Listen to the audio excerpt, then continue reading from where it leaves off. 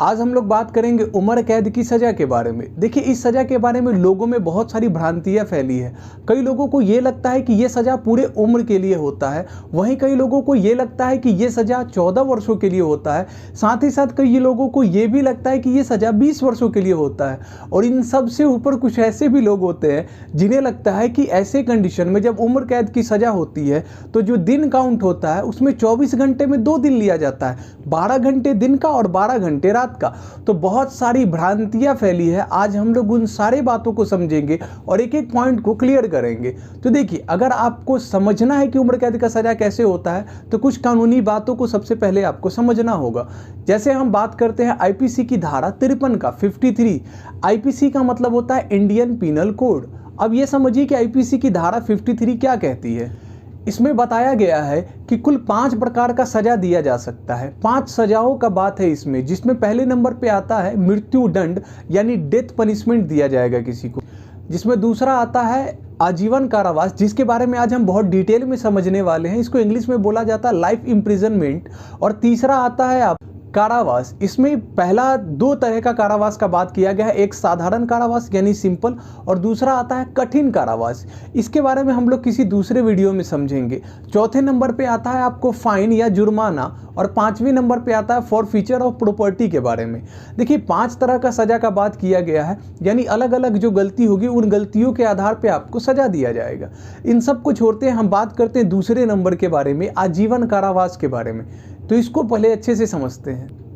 देखिए, आजीवन कारावास का 3 नाम होता है। एक हिंदी में बोले तो आजीवन कारावास, अगर उर्दू में बोले तो उम्र कैद, और अगर इंग्लिश में बोले तो लाइफ इम्प्रिजनमेंट बोला जाता है।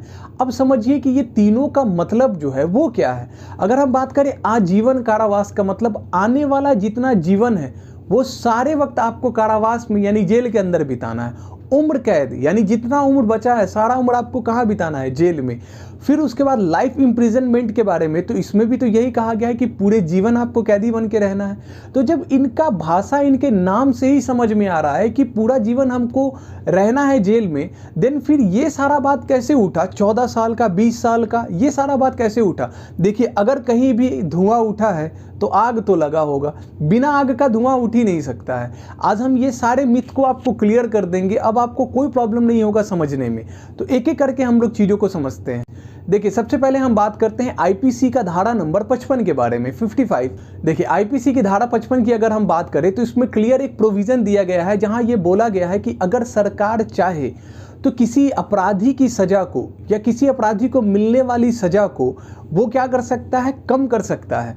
यानी अगर किसी को आजीवन कारावास हुआ है तो उसको कम करके वो 14 वर्ष तक कर सकता है। आईपीसी का धारा नंबर 55 कहा गया है। लेकिन यहाँ इस बात से बिल्कुल आप ऐसा मत सोच लीजिएगा कि किसी का आजीवन कारावास को 14 वर्ष तक किया जा सकता है। इसमें बोला गया है कि किया जा सकता है, आगे और भी बहुत सारा बात है, उसको भी पहले समझ लीजिए।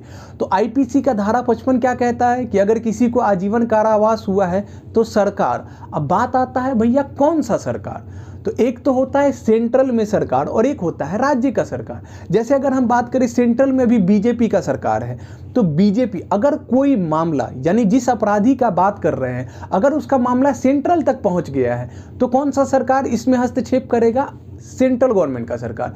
लेकिन अगर कोई मामला राज्य तक ही सीमित रहा, जैसे अतीक अहमद का जो मामला है वो अभी राज्य में ही है, तो उस कंडीशन में कौन सा सरकार हस्तक्षेप करेगा, तो सरकार होगा यूपी का सरकार। तो यूपी में कौन सा सरकार है, योगी जी का सरकार है। तो योगी जी का जो गवर्नमेंट होगा यानी बीजेपी का जो गवर्नमेंट होगा वहाँ पे स्टेट लेवल पे ये डिस्कस किया जाएगा। तो सरकार दोनों करेगा, एक सेंट्रल भी कर सकता है और एक स्टेट भी। सेंट्रल कब करेगा, जब मामला सेंट्रल में हो। स्टेट कब करेगा, जब मामला स्टेट का हो। तो जब हम सरकार बोलेंगे तो आपको समझना है कि स्टेट और सेंट्रल दोनों का बात कर रहे हैं, और इसमें जिसका ये मामला होगा वो गवर्नमेंट हस्तक्षेप करेगा। उम्मीद है ये पॉइंट क्लियर हुआ होगा।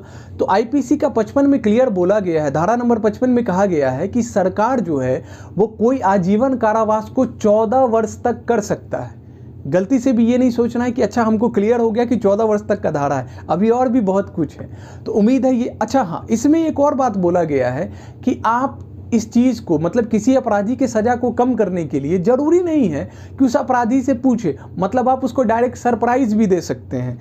यानी जाके उसको पहुंच जाए और बोले कि तुम्हारा सज़ा माफ़ कर दिया गया है, 14 साल के बाद पहुंच के उसको बोले कि तुम्हारा सज़ा माफ़ कर दिया गया है। तो आईपीसी का धारा तो 55 ये कहता है कि अगर किसी को आजीवन कारावास हुआ है तो 14 साल तक तो उसको जेल किया जाएगा, उसके बाद आप उसके सज़ा को माफ़ कर सकते हैं। तो 14 साल वाला अफवाह क्यों बोला गया, ये बात आपको समझ में आया। अब हम थोड़ा सा बात करते हैं सीआरपीसी का धारा नंबर 432 के बारे में। अब सीआरपीसी यानी क्रिमिनल प्रोसीजर कोड, ये जो इसका धारा 432 है, इसमें कहा गया है कि सरकार अगर चाहे तो किसी अपराधी को अगर कोई भी सज़ा मिला है तो सरकार उसको डायरेक्ट सस्पेंड या माफ़ कर सकता है। यानी गवर्नमेंट उसको चाहे तो अब हम सरकार बोले तो आपको पता है सेंट्रल भी और स्टेट भी, यानी जहाँ का मामला होगा वो गवर्नमेंट चाहे तो डायरेक्ट उसको सस्पेंड कर सकता है, ख़त्म कर सकता है, मतलब उसको डायरेक्ट माफ़ी दिया जा सकता है। वहीं अगर हम सीआरपीसी का धारा 433 का बात करें तो उसमें बोला गया है कि अगर कोई गवर्नमेंट किसी अपराधी के सज़ा को चाहे उसका लघुकरण कर सकता है। अब ये लघुकरण क्या होता है, थोड़ा सा ये समझिए। लघुकरण का मतलब होता है कि कोई भी सज़ा, अगर वो सज़ा है उसके नेचर को चेंज कर देना। मतलब मान लीजिए कि अगर किसी को मृत्यु दंड दिया गया है तो हम उस मृत्यु दंड की सज़ा को आजीवन कारावास में बदल सकते हैं। यानी किसी को अगर फांसी की सज़ा मिली है तो फांसी की सज़ा को हम क्या कर सकते हैं, आजीवन कारावास, मतलब उसको उम्र कैद का सज़ा दे देंगे, फांसी नहीं देंगे। तो ये सरकार कर सकता है। सीआरपीसी की धारा 433 में क्या कहा गया कि सरकार लघुकरण कर सकता है, यानी सज़ा को चेंज कर सकता है। अगर फांसी का सज़ा है तो उसको उम्र कैद का सज़ा बना सकता है। जबकि 432 में क्या कहा गया कि सरकार जो है इसको क्लियर माफ़ कर सकता है। तो देखिए सीआरपीसी का 432 आपको समझ में आया कि डायरेक्ट सरकार अगर चाहे तो इसमें क्या कर सकता है, सजा को खत्म कर सकता है, माफ कर सकता है। जबकि 433 कहता है कि इसका लघुकरण कर सकता है, नेचर को बदल सकता है। अब देखिए एक फेमस केस हुआ था 1978 में, मेरूराम वर्सेज यूनियन ऑफ इंडिया का। इसमें क्लियर बोला गया है कि उम्र कैद का मतलब होता है कि बचा हुआ सारा उम्र आपको जेल में बिताना है, लेकिन साथ ही साथ अगर कोई संबंधित सरकार चाहे तो इस सज़ा को माफ़ भी कर सकता है, कम भी कर सकता है, यानी 14 साल से पहले भी सज़ा को माफ़ किया जा सकता है। देखिए दरअसल हुआ क्या कि आर्टिकल सीआरपीसी का धारा 432 और 433 का प्रयोग करके सरकार बहुत जगह बहुत से मामले में इसको यूज करने लगा, यानी माफ़ करना, लघुकरण करना। तो फिर ये देखा गया कि सरकारी शक्तियों का बड़ा दुरुपयोग हो रहा है। तो इसमें समझ में आया कि इसमें थोड़ा सा संशोधन करना चाहिए, और संशोधन किया गया और एक नया आर्टिकल जोड़ा गया। देखिए किसी भी आर्टिकल में, किसी भी सेक्शन में या किसी भी धारा में अगर आपको, जैसे हम अभी 432 और 433 बताए, तो अब हम आपको बता रहे हैं 433 का ए, यानी 433 के ज़्यादा जब आप ए बी सी यानी क ख ग जोड़ने लगे, मतलब समझ जाइए कि वो एक नया कानून बाद में जोड़ा गया। तो पहले 432 और 433 आप समझ चुके हैं, अब 433 का ए यानी नया कानून जोड़ा गया ताकि 432 और 33 का बहुत ज़्यादा मिसयूज ना हो सके। अब थोड़ा सा हम इसको समझते हैं। देखिए 433 के ए में एक स्पेशली एक प्रोविज़न जोड़ा गया जहां बोला गया कि कोई व्यक्ति जो ऐसा अपराध किया है जिस अपराध का सज़ा मृत्युदंड यानी फांसी और उम्र कैद दोनों है। मान लीजिए कि हम अगर कोई अपराध किए और उस अपराध का जो सज़ा है वो फांसी भी हो सकता है और साथ ही साथ उम्र कैद भी हो सकता है, लेकिन जज साहब हमको उम्र कैद का सज़ा दिए, फांसी का सज़ा नहीं दिए। तो ऐसे कंडीशन में जहां मृत्युदंड भी एक विकल्प है, यानी अपराधी को मृत्यु दंड भी दिया जा सकता है, अगर ऐसा कोई मामला है और उसमें उम्र कैद का सजा हुआ है तो वैसे व्यक्ति को जेल में 14 साल गुजारना ही पड़ेगा। यानी ऐसे कंडीशन में आपको 14 साल जेल रहना पड़ेगा। अब देखिए अतीक अहमद का जो मामला है इसमें क्लियर बोला गया है कि देखिए इसमें आपको उम्र कैद का भी सजा हो सकता था और मृत्यु दंड भी दिया जा सकता था, तभी तो सारे वकील फांसी का ये नारा दे रहे थे कि उसको फांसी दो, फांसी दो। आप लोग सुने भी होंगे। तो ऐसे कंडीशन में अब अतीक अहमद को पूरा 14 साल जेल में गुजारना पड़ेगा, कोई दूसरा ऑप्शन उनके पास नहीं है, यानी 14 साल तो गुजारना होगा, ये तो क्लियर हो गया। उसके बाद अगर कोई सरकार जो है, जो संबंधित सरकार है, अब उस समय जो सरकार होगा वो सरकार अगर चाहे तो उनके सज़ा को माफ़ कर सकता है, लेकिन अभी नहीं, 14 साल के बाद। तो उम्मीद है आपको ये बात पहला क्लियर हुआ होगा कि 14 साल का सजा कब होता है। तो 14 साल का सजा ऐसा कोई अपराध जिसमें मृत्युदंड यानी फांसी भी दिया जा सकता है और उम्र कैद भी दिया जा सकता है। ऐसे कंडीशन में आपको 14 साल जेल में रहना पड़ेगा, आपको कोई नहीं बचा सकता है। लेकिन दूसरा बात ये कहा गया, जैसे मान लीजिए कि हम कोई अपराध किए और उस अपराध का बहुत से बहुत सजा दिया जाएगा तो उम्र कैद, फांसी नहीं है उसमें बोला गया है कि अगर बहुत ज़्यादा सजा दिया जाएगा तो उम्र कैद दिया जाएगा, और जज साहब हमको उम्र कैद का सजा ही दे दिए। तो ऐसे कंडीशन में जो संबंधित सरकार है अगर वो चाहे तो मेरे सजा को 14 साल से पहले ही खत्म कर देगा, यानी हमको 14 साल जेल में रहने का आवश्यकता नहीं है, सरकार का सपोर्ट रहा तो हम पहले ही निकल सकते हैं। तो क्या ये दोनों चीज़ आपको क्लियर हो गया?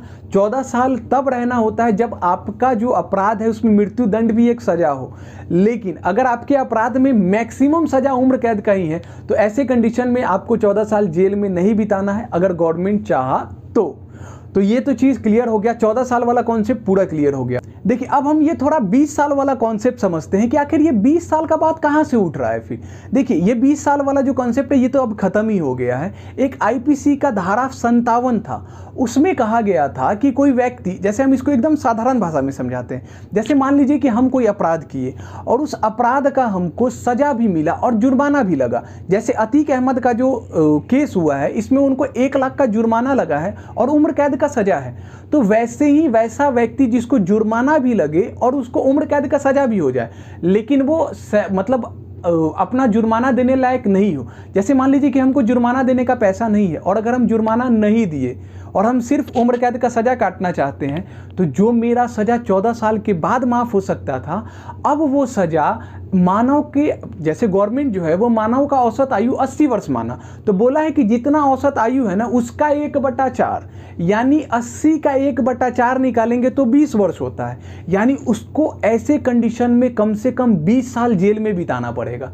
अब आपको ये बात क्लियर हो गया होगा कि 20 साल कब, जब आप जुर्माना नहीं दिए हो तब। खैर इसको हटा दिया गया है। तो ये 20 साल का बात कहाँ से आया, उम्मीद है आपको समझ आया होगा। तो ये वीडियो आपको कैसा लगा कमेंट करके ज़रूर बताइएगा, कोई डाउट हो तो भी कमेंट कीजिएगा, लाइक ज़रूर कीजिएगा और चैनल को सब्सक्राइब तो आपको करना ही पड़ेगा। फेसबुक पे देख रहे हैं तो फॉलो कर लीजिएगा। मिलते हैं नेक्स्ट वीडियो में। Thank you so much.